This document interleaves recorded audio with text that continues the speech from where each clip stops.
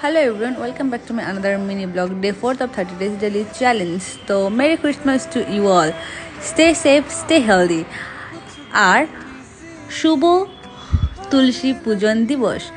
তো আজকে ক্রিসমাস আর তুলসী পূজার উপলক্ষে আমি সারাদিনে কী করছি না করছি সেটাই তোমাদের সাথে শেয়ার করছি। আজকে আমার ডিউটি অফ ছিল, তো সেই জন্য আমি সারাদিন বাড়িতেই ছিলাম। বাড়িতে আমি আজকে একটা নতুন ড্রেস পরেছি, নতুন না পুরানো ড্রেস, তো সেটাই অনেকদিন পরে পরলাম। তো আমার দেওয়ার সেটা দেখে বলছিল, বৌদি আজকে তোমাকে আলাদাই লাগছে, খুব সুন্দর লাগতেছে। তো এইভাবেই আমাদের সারাদিনটা চলে যায়।